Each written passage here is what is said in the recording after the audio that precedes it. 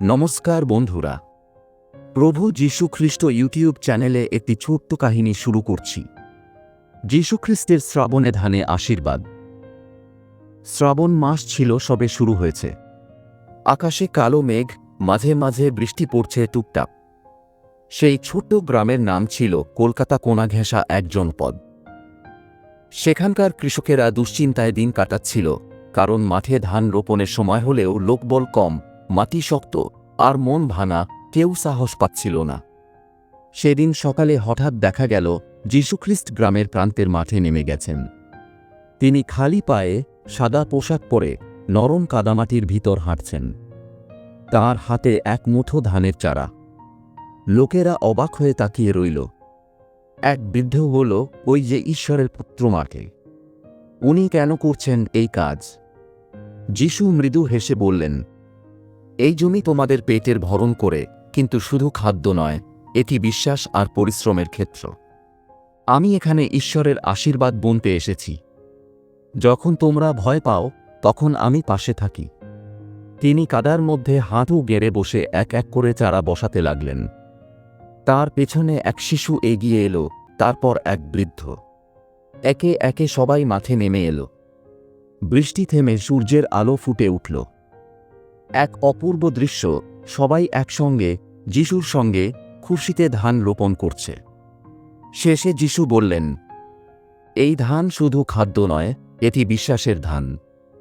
আগামী মৌসুমে তোমরা শুধু ভাতই পাবে না, পাবে শান্তি, সম্প্রীতি আর ঈশ্বরের আশীর্বাদ। সেই বছরের ধান ফলল 3 গুণ বেশি। গ্রামের মানুষদের জীবনে ফিরল নতুন আলো, আর সবাই বলত, শ্রাবণের সেই ধান ছিল আশীর্বাদের ধান, কারণ যীশুখ্রিস্ট নিজে তা রোপণ করেছিলেন। দিন যত এগোতে লাগল, মাঠে যিশুর পাশে দাঁড়ানো মানুষের সংখ্যা বাড়তে লাগল। ছোট ছোট শিশুদের কেউ কাঁধে করে, কেউ হাত ধরে মাঠে আনল, কারণ তারা বলল, যেখানে যিশু, সেখানে আশীর্বাদ। আমাদের সন্তানদের সেই আশীর্বাদে ভিজুক। মাঠে কাজের মাঝে যিশু ছোট্ট এক মাটির কলসিতে জল আনতে বললেন। তিনি সেই জল হাতে নিয়ে মাথায় ঢাললেন এবং বললেন, এই জল শুধু তৃষ্ণা নিবারণের জন্য নয়, এই জল দিয়ে আমি তোমাদের ক্লান্তিকে পবিত্র করলাম। আজকের প্রতিটি ঘাম ঈশ্বরের চোখে মূল্যবান। বৃষ্টির ফোঁটাগুলো তখন একটানা ঝরছিল, কিন্তু সেই বৃষ্টি আর ভয় দেখাচ্ছিল না কাউকে, বরং যেন সকলের মনে হচ্ছিল এটি ঈশ্বরের করুণা, তাঁর আশীর্বাদ। গল্পের শেষে, যখন মাঠ ভরে উঠেছে সজীব ধান চারা দিয়ে, যিশু ধীরে ধীরে উঠে দাঁড়ালেন। সবার দিকে তাকিয়ে বললেন, তোমরা আজ শুধু ধান রোপণ করনি, তোমরা পরিশ্রম, বিশ্বাস ও ঐক্যের বীজ রোপণ করেছ। আজ এই জমি পবিত্র হল, কারণ এখানে প্রেম ছিল, একটা ছিল, আর ঈশ্বরের নাম উচ্চারিত হয়েছে। লোকেরা তাকে ঘিরে গান গাইতে লাগল, কেউ চোখের জল লুকাল না। যিশু বিদায় নিতে নিতে বলে গেলেন, মাঠে ফসল যেমন সময় নিয়ে বেড়ে ওঠে, তেমনি তোমাদের জীবনে শান্তি ও আনন্দ ধীরে ধীরে আসবে। শুধু বিশ্বাস রেখো, কাজ করে যাও, আমি আছি তোমাদের পাশে। এরপর সেই গ্রামের নাম দেওয়া হল আশীর্বাদের ক্ষেত।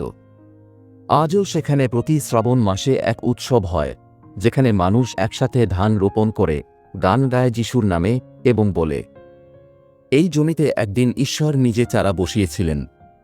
কেমন ধরনের ভিডিও আপনারা পছন্দ করেন? অবশ্যই কমেন্ট করুন। ভিডিও উপহার দেওয়ার চেষ্টা করব। প্রভু যীশু খ্রিস্ট চ্যানেলটি সাবস্ক্রাইব করুন। এতক্ষণ ভিডিও দেখার জন্য অসংখ্য ধন্যবাদ সকলকে।